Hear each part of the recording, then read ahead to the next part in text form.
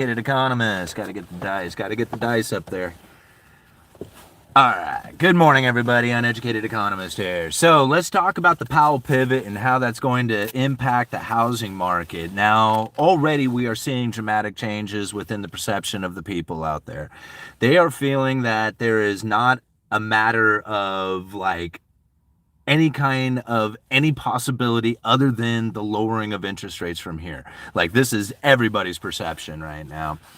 And even within the housing market, or the mortgage market at least, you can already see that, the idea of being able to refinance into the future is like a real possibility for people. And so they're actually thinking this is going to be like the beginning of the next housing boom, right? I mean, I've heard people say this already, and I'm like, man, the Fed has not moved.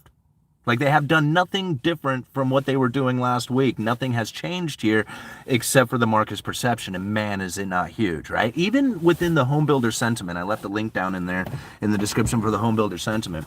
Now, we have to think, the sentiment from the home builders has been increasing slowly, but has been increasing over the last, 3 months or so.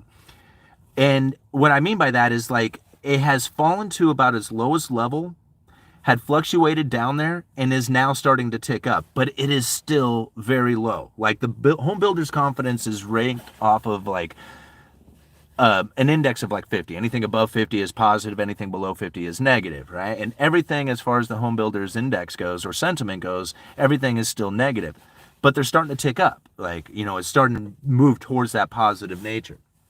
All right. With that in mind, right? And you got the issues that you have right now with the housing market with low inventory. Just the idea alone that people would be able to refinance into the future at a lower interest rate is now going to start sparking the sales, right? People are going to take out the mortgages, even at the higher interest rates, with the idea that they're going to be able to drop them into the future, right? And this is going to start really finding its way into the market, so long as that perception stays there, right? The moment that switches, it's all up, right? It all changes. This is the credible threat, big time. Like, anybody who has been following this channel and heard me talk about credible threats, this is it. This is exactly why they needed to establish the credible threat, is so that they could do exactly what they're doing right now. Literally, their words are changing the markets, right? Even before they do anything. Right? Just the credible threat alone is enough to do it.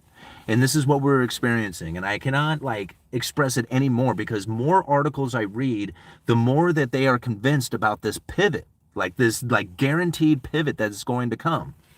And, I was even reading an article earlier that was talking about how the pandemic-induced recession was the reason why the Federal Reserve had to act. And I'm like, wait a minute, the pandemic-induced recession, the Federal Reserve was acting ahead of that.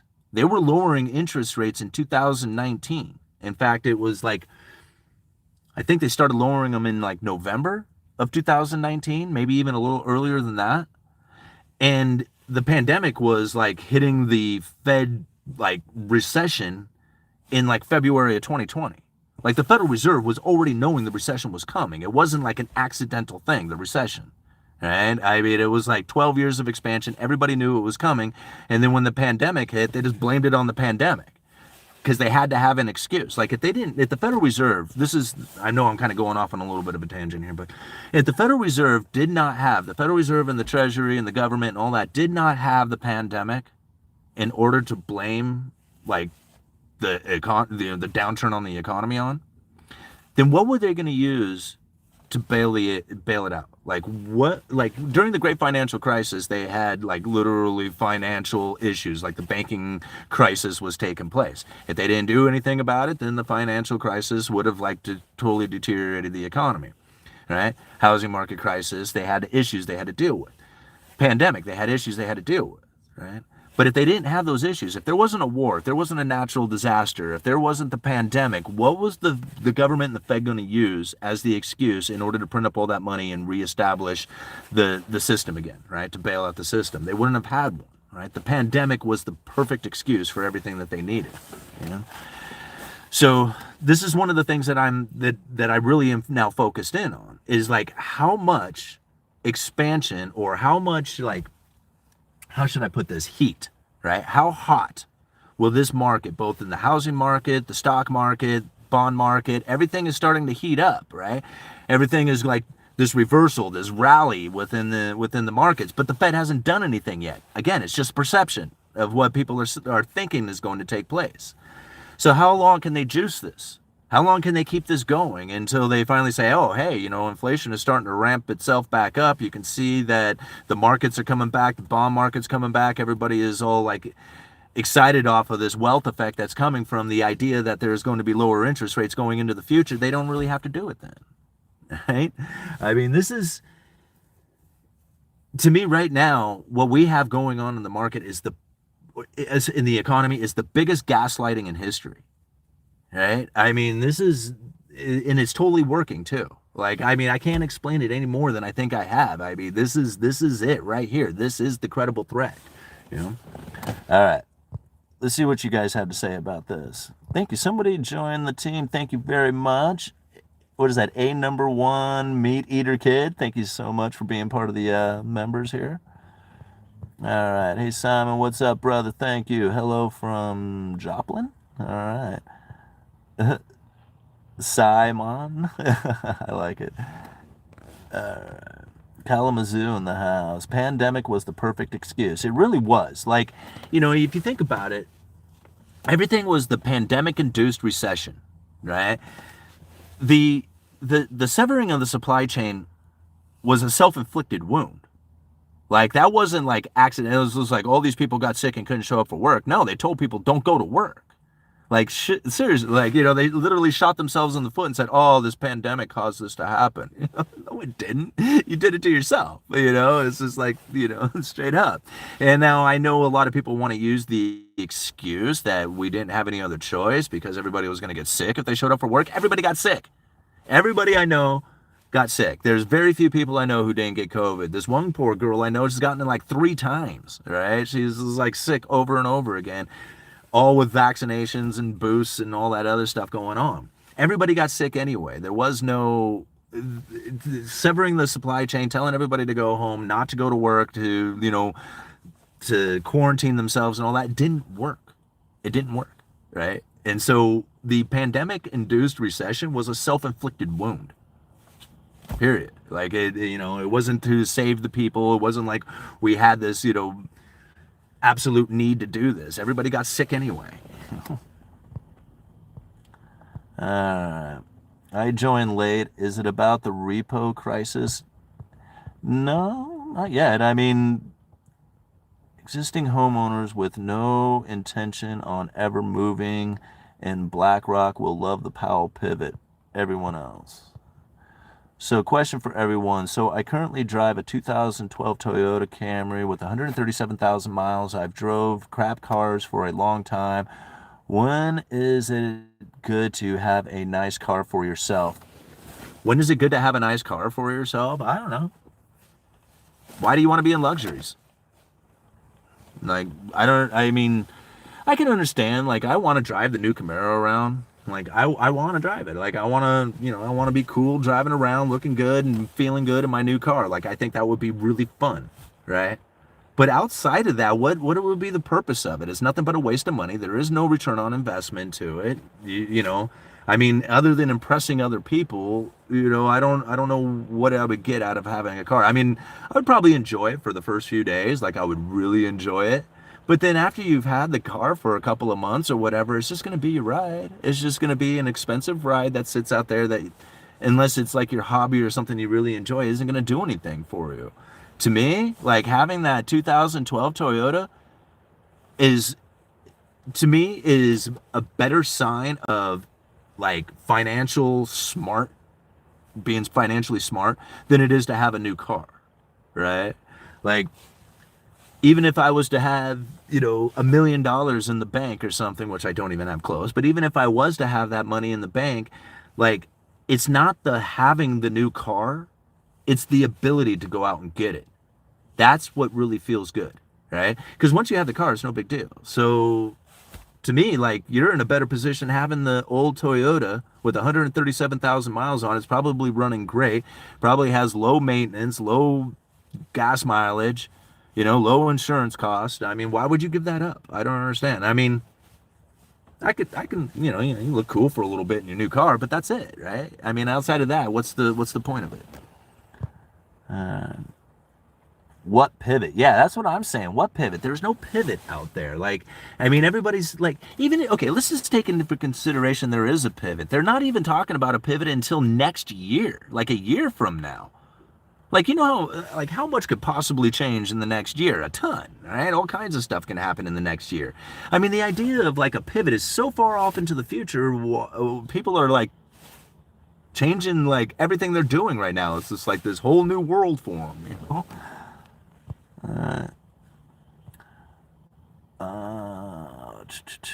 If they didn't doing that excuse, they would have found another. Yeah.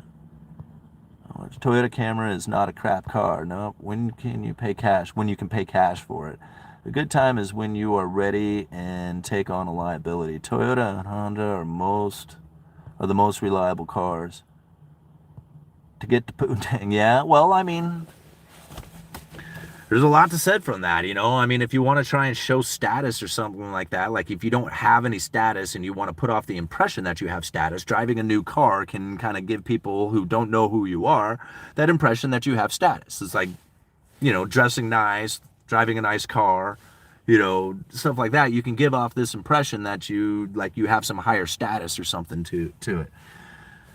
But that's all temporary. Like, unless you have actual, like, unless you actually got some status to you, then faking it doesn't do anything other than just impress somebody for a minute. You're like trying to, that again, like, I don't see it. Like, I mean, if I was in my early 20s, maybe, I don't know, but like, I'm not trying to be that impressive in what I'm trying to do out here with my car and my person or whatever. It's like, who do I have to impress? It's a matter of making sure that I have the right financial decisions so that I can make the best decisions for my family so that I don't have a messed up existence in the future, and chasing poontang doesn't really do that for you, Like, if you aren't chasing personal excellence, then what are you doing? Right? I mean, if what you're doing is trying to acquire the attention of somebody else, then what's the point of that, right? What are you trying to fulfill within yourself? Because that's really what I see when people are going out there going, man, I really need this new car, or I want to drive a new car so that I can be impressive. Like, there's one thing, like, I want a new car because I really love the Camaro and I've been working on, trying to acquire this so I could really have something nice in my life, and I love cars and I want this new Camaro. That's different, right? But if you're driving a new car so I can be impressive and have higher status, right? You're trying to fill a void on the inside. That's what's trying to go there. You should ask yourself what that is. All right, moving on. Why are we talking about that? Let's talk about the pivot. All right, Simon was just discussing chasing the dragon. All right. Who owns the Fed? Yeah, all right, that's a great question. I'm finally parked and can chat. Damn. All right, good to see you here all nighter. We got about another 15, 20 minutes. What y'all want to talk about? Let's bring up something to break down or talk here a little bit more. Status in a minute is all women need to give their I just tuned in, but what you just said about people chasing other people's attention was spot on. Yeah, and it's really the truth of the matter, and a lot of what I see going on out there, is that most of the time people are conducting themselves in a way that is going to, like, somehow impress other people. Like, they're not chasing personal excellence, right? And what I guess I mean by that, is like, every day I try to grind on the YouTube channel. I try to come up with another video. I try to do some more research. I try to, figure out something that I can do that's going to expand the channel, right? And that's, what I feel that I have outside of my day job, which I spent 8 hours doing. So I got 8 hours doing my day job. I got my YouTube channel. I try to stay somewhat healthy. I don't really like go and work out or anything, but I work at a lumberyard, so I stay fairly active. I have side gigs with like, calling bingo and stuff like that. There's a lot of stuff that I am constantly doing, but one thing that I don't do, and when I do find myself doing it, I get very annoyed with myself, and that is being stagnant. Like, I have a terrible time. Like, I have to force myself to watch a movie. It's like, put the phone down, don't think about anything else, watch the movie and enjoy it with the family. Okay? But being stagnant like that is just drives me crazy. Like, I can't do it. Like, I have to constantly be pursuing something out there. So, whether it's, again, like trying to be healthy, trying to, expand on business, try to earn money, try to make connections, try to, network, try to do whatever it is that I can do in order to, pursue that excellence. But the last thing that I want to do is sit stagnant.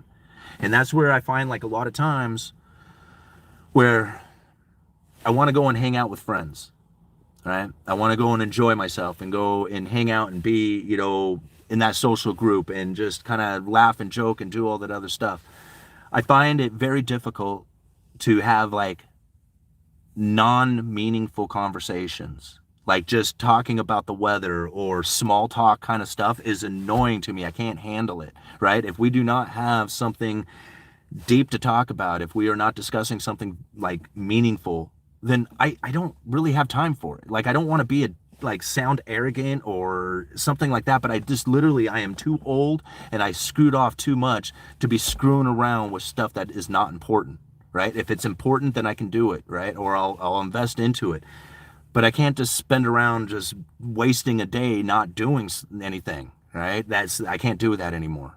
And I have to chase excellence constantly.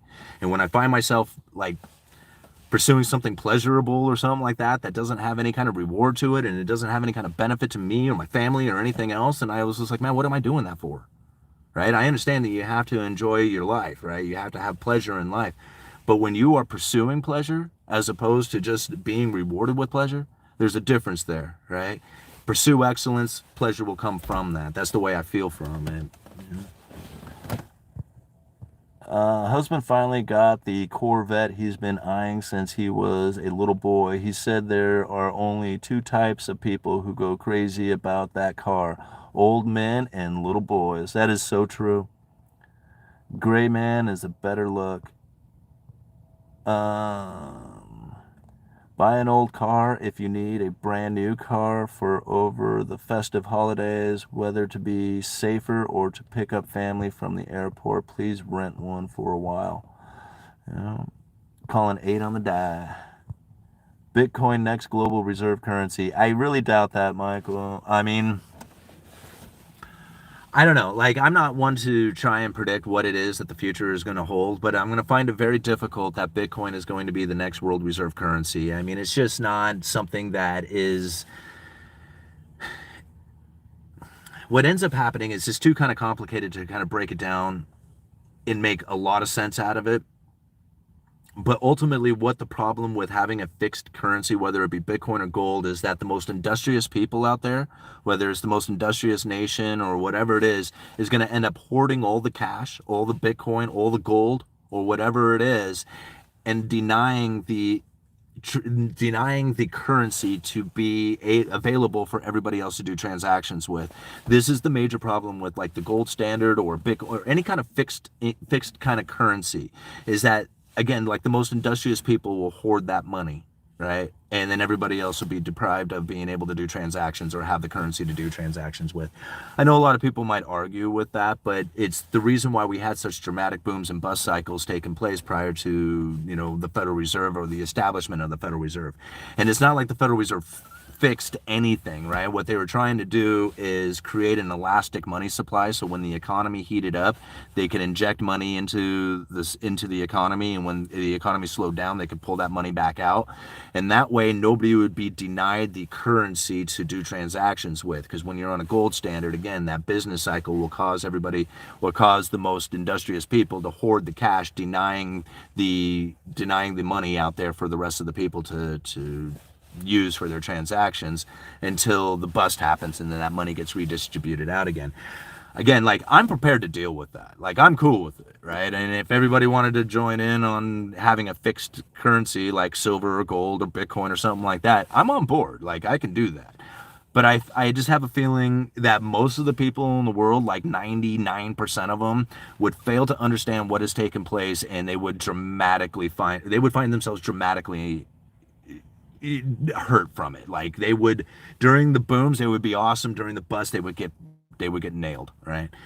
So again, like I'm cool with it. I'm ready to go for it, but I just don't think that the people's understanding of currencies and business cycles and how that operates would prepare them to be able to handle those kind of that kind of environment.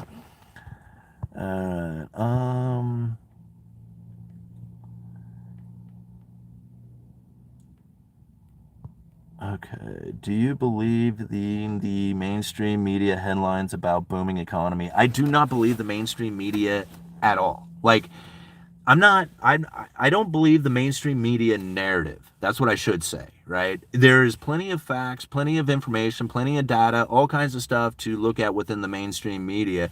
But their narrative, their opinion, the ideas that they're trying to put out there, I don't listen to any of that stuff. I have my own ideas, and then I filter through a lot of this stuff trying to decipher some of the information that I'm getting from it. I mean, just even alone, just look at the Federal Reserve and their pivot, right? Every article that you can find out there right now talking about the Federal Reserve and the forward guidance or whatever it is, every single article coming from the mainstream media is talking about a pivot.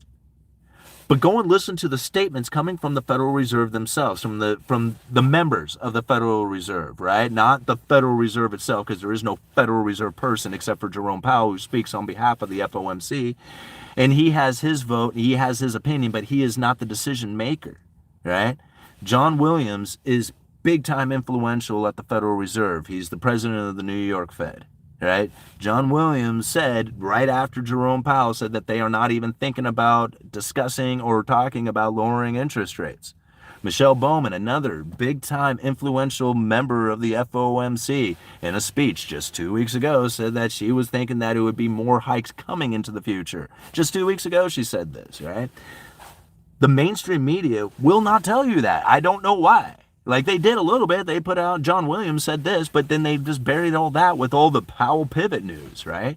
So it's not like they're not coming out and telling us. And it's not like the information isn't there. But the narrative and the ideas and the beliefs that are coming from the mainstream media are very much the forward guidance signaling credible threat in order for the markets to do exactly what they're doing. Causing the bond market to rally, causing the stock market to rally. Soon they'll get the housing market to rally too, if they have this belief that the pivot is coming. Right? Again, this is all credible threats. My standard of living is all about me and my kids, friends, and family. I don't consider others when it comes to my appearance. And that's really it. Like, I mean, you can see from the day that I had started this channel, right? I mean, I have changed, right? I used to not shave that much, right? I mean, I haven't shaved in a couple of days, but I didn't really care about my appearance. I didn't really cut my hair much. I put a hat on all the time. And I just didn't care, right? I don't feel much different from that. Like I comb my hair a little bit more because I want to be a little bit more presentable here on YouTube, going down to the Rebel Capitalist and hanging out on stage and, being with the likes of those guys, I can't be looking like I had been. Like I've been driving truck all day. I drive forklift. I do that. Like I get out there and I, pack lumber around and stuff like that, but it's not a matter of like, trying to impress somebody. Right? I mean, like, I don't have anybody to really impress. Like, I mean, everything that I did to impress people happened years ago when I wasn't, combing my hair or shaving my face or anything. Like, that's when I impressed people, not now. I don't impress people with, like, my looks or anything. I mean, I guess I can kind of impress people maybe with some of the information that I'm putting out. But, I mean, I guess the point being about it is that if you're doing it to impress other people, then it's not going to work, right? You're not going to impress any people. You're going to come off very like narcissistic, I guess, manipulative, stuff like that. All right, let's see here. Let's cruise down to the bottom. I got about another 6 minutes left here, guys. You ever think of starting a Discord? People have asked me to start a Discord quite a few times. And, I have like, even now I I have my assistant Chandler helping me out again. If you haven't noticed, I got shorts. You know, I've been firing up the shorts and getting the Instagram and got TikTok going. So if you guys like Instagram or TikTok or like the shorts, you know, I'm going to start trying to post a lot more of those things here. My biggest issue that I have trying to start these other things is being committed to it, right?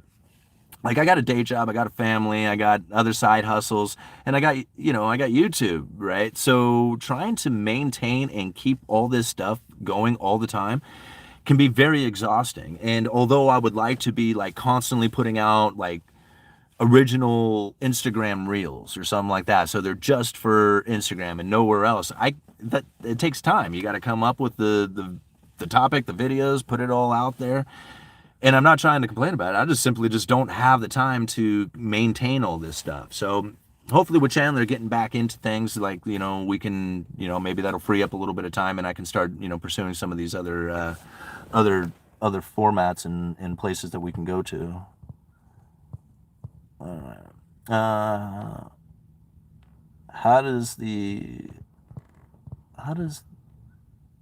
How does the housing fare in a hard landing? That's really hard to tell. Like, you know, I mean, it's only, that's an entire guess. I mean, nobody knows, you know, it's predicting the future. Uneducated Economist, long lost son. I love the name, man. All right, Dad, and thanks for the $10 too. I really appreciate that. Okay, Dad, I really hope you're right and the Fed keeps rates high. I've been able to purchase 2 times 4-plex rental units during this time and looking to add more. Once they drop rates, I'm taking off to the moon. Right on. Well, thank you for the $10. I really appreciate you. All right. You also got a speeding ticket and other traffic infractions. I do not get speeding tickets. I don't speed. Like I drive like a very normal person. Like I don't speed. I don't, you know, drive. I just drive like a normal person, you know. All right, the Discord would be pretty hands-off and create a place for a community, and you have created to get together and speak throughout the day. Well, I do have a Telegram group. I mean, that's, you know, if you join Telegram, there is a Telegram group that, you know, I mean, a few people do discuss there, and they'll post stuff and talk there every once in a while. You know, I chime in every once in a while. I might pop off with something, but I do have the Telegram group, and there's a couple of people who are fairly active on that. You know, again, like, you know, the Twitter and Facebook and all the other stuff, there's just so many places to go to. It just makes it very, like, you know, again, it makes it kind of difficult to be everywhere all the time to cover these things. If I didn't have a day job, like, I could probably totally do that. Like, I could spend, you know, a couple of hours just hitting all these different platforms and just, you know, communicating on those, answering the questions or, you know, messages or something like that and posting to them. But, you know, again, like, I just, you know, I want to, whatever I do, I want to be able to be consistent with it and stay consistent with it.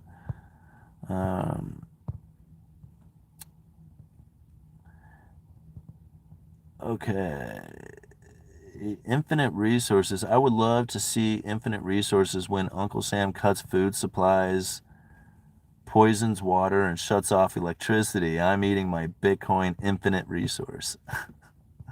All right, we inherited a house free and clear and life-changing event. We plan to sell it in order to pay off our own mortgage. So what is this Powell pivot? So, okay, so the Powell pivot, like, I don't know if you've been paying attention to the news, but the Federal Reserve came out with a statement. Now, it's not necessarily like the Federal Reserve statement, although a lot of people would feel that's the case, in which that they plan on dropping interest rates sometime in 2024, right? But what they're referring to is a plot map, right? And so some of the members of the FOMC, some of the people of the Federal Reserve, right? Not all of them, but some of them have this belief that they will vote to drop interest rates come 2024. And that is what everybody is referring to as the Powell pivot, because Powell said something about, like, you know, something about like maybe standing still from here. I can't remember the exact wordage that he used, but he kind of gave this implied statement about how they are no longer going to be raising rates and that the future is going to have a lowering rates to it, but it's not exactly what he said. And then everybody starts referring to this plot map, right? But again, that's not the entire Federal Reserve. It's just a handful of people who do feel that they would be voting on that next year, according to the situation we're in today, right? So if things change, that plot map would change as well. So this is what everybody is referring to as the Powell pivot, but it's not really a pivot. Like a pivot is when they say, hey, we are lowering interest rates, and then they actually do it, and they adjust their Fed funds rates. None of that has taken place yet. Nothing has changed from last week to this week, except for the perception of the people out there. And that's the only change that has taken place. All right, guys, I'm going to give it another 1-2 minutes here, and then I got to go back to work here. All right. A lot of almond growers in California are hurting. I am debating if I want to send bees out to the almond orchards next year from Florida to California. The freight is $2,200 round trip. Wow.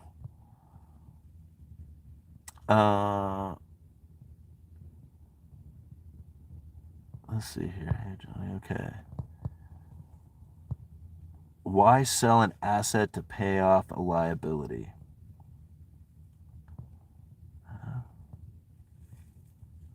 Alrighty, guys, this has been a lot of fun. And I appreciate all the comments. I appreciate the $10. We got 221 of you up in here right now with 76 likes. Thank you very much for hitting that like button when you came into the live stream. YouTube will pick up the video, start spreading it around for more people to join in. Always a lot of fun to discuss some of these topics that we are now experiencing here within the economy. You know, this whole Powell pivot thing, this is something that I had predicted a long time ago, you know, saying that all the Federal Reserve would have to do is just put out the idea that they are going to be lowering interest rates sometime in the future and would send markets flying. This is exactly what we experienced from it. I don't know how many times I've said that in the past. I should probably go find a video and cut a short out of that just to, you know, just to have it out there to say that I had said that. But this is what we're experiencing. And, you know, whether or not the Federal Reserve does adjust interest rates next year, the time that it takes for those adjustments in the interest rate adjustments to actually impact the market takes a while, right? So even if they were to do it next year, we still got, you know, however long after the adjustment of interest rates before it really starts to impact the economy. What we are experiencing right now is straight up credible threats. I mean, straight up, that's all it is perception, and nothing else has changed. All right, thank you very much for being here. Uneducated Economist, you guys let me know.